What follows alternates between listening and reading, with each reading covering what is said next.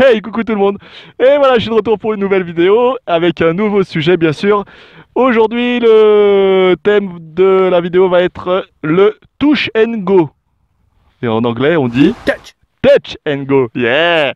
Bon, ok, on s'en fout. Et donc, le touch and go, pourquoi je vous présente cette épreuve? Parce qu'elle fait partie du catalogue d'épreuves du championnat de France ou des championnats régionaux. C'est une épreuve qu'on retrouve régulièrement.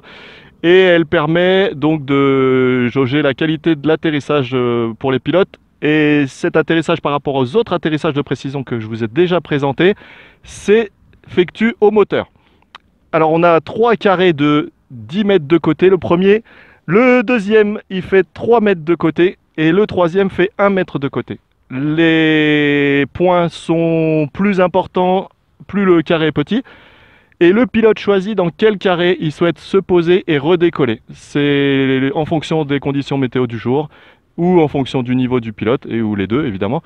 Et donc je vais vous montrer ça en image. On arrive au moteur, on doit se poser et être bien posé. C'est pas un touch comme son nom l'indique, on doit être posé sur les 2 pieds et repartir. Si on frôle simplement le carré avec un pied comme on le fait dans les précisions d'atterrissage que je vous ai déjà présenté, ça marche pas, c'est 0 point. Alors je vous présente ça tout de suite en image. Donc voilà comment se décompose l'épreuve. Chacun part à son tour. Et chacun à son tour, donc on va être en approche sur le carré de son choix. Donc je vais commencer une approche sur le carré de 10 mètres. On se met face au vent. On arrive en radada. Et petit à petit on rentre dans les freins pour ralentir la vitesse de la voile. Pour ralentir la voile. Et là je vois mon carré. Là il ne faut pas que je me pose. Donc je gère au moteur. Et là j'arrive dans le carré.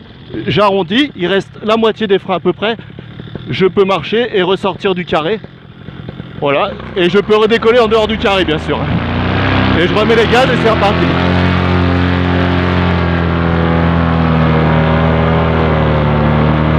Donc ça c'est pour le carré de 10 mètres. Bon, c'est le plus facile. Par contre ce soir la difficulté c'est qu'il n'y a pas de vent. Alors la vitesse de la voile elle est assez importante. J'ai tout trimé à fond pour quand même avoir la vitesse minimum de la voile. Donc je vais refaire un essai sur le carré de 3 mètres. Et bien sûr le jour de l'épreuve, il faut savoir de quoi on est capable parce que vous avez le droit qu'à un essai. Et si vous êtes trop gourmand, ça marquera pas de points quoi. Donc là j'approche du carré, je réduis ma vitesse en tirant sur les freins. Voilà, je suis limite quand même sur celle-là. Je suis pas vraiment posé. Je pense que ça sera validé, mais je suis pas bon. Et maintenant le plus compliqué, c'est le petit carré d'1 mètre que je vois même pas d'ici d'ailleurs. Et là, on va vraiment réduire la vitesse de la voile. Alors on rentre du frein, mais on garde au moins 50% de frein pour pouvoir faire l'arrondi quand même. Hein. Vous voyez, là j'arrive vite. Voilà, je me suis pris les pieds dans la banderole, mais je pense que ça aurait été validé.